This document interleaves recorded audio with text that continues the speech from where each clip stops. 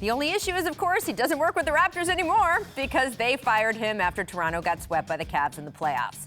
Dwane now works for the Detroit Pistons, just in case you're keeping along with the scoreboard at home.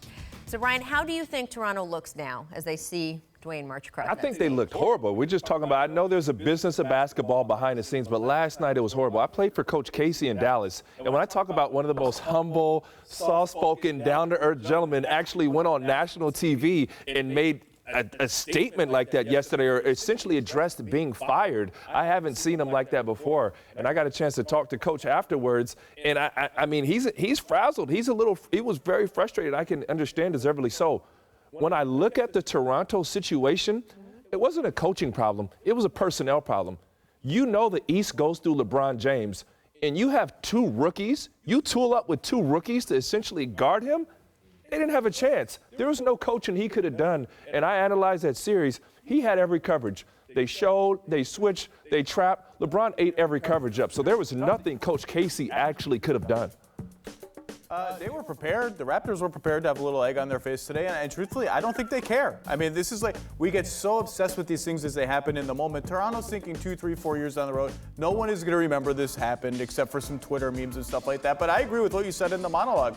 I think there's room to say he deserved to win Coach of the Year. And also, like, the Raptors fired him because of their continued postseason shortcomings. And every team Cleveland faced, whether they had rookies on him, second-year guys on him, Boston won 3 games. Indiana won 3 games. Golden State won 4 games. Toronto won 0.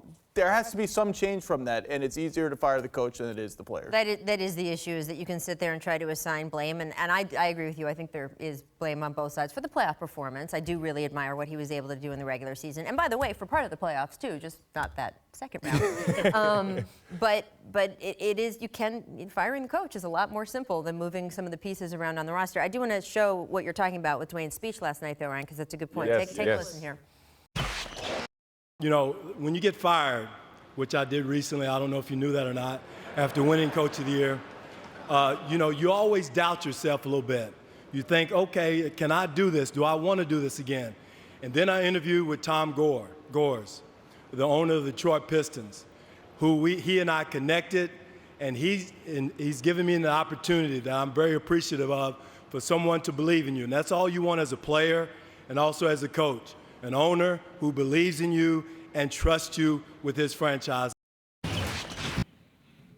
So not only did I talk to Coach Casey, but next to me was Piston legend Ben Wallace.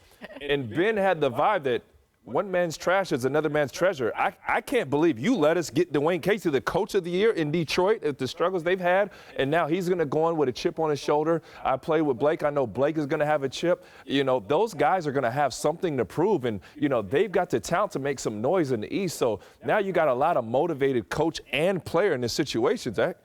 I just want to say, zooming out, what an incredible moment for Dwane Casey, who was wrongly exiled from college basketball for a scandal for which he was exonerated. Absolutely. Had to go coach in Japan to rebuild, which he referenced in the speech, which was so great.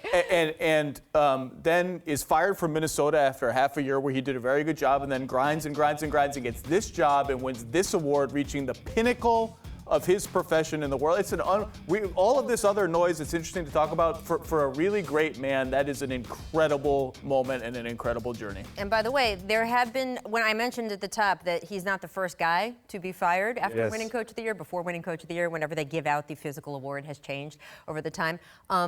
A couple of those other coaches, including Rick Carlisle. Remember, Detroit fired Rick Carlisle after he won Coach of the Year. Now, the Pistons will tell you that was the right move for them because they went on to win a title with Larry Brown. And by the way, Dallas will tell you that was the right move for them because Rick Carlisle went to the Mavericks and he won a title there. So Dwane Casey could easily be added to that same story. I always say with players, it's partly about fit, right? That it might not fit quite on this team in this moment with this situation, but then you go to this team in this moment with this situation and it works.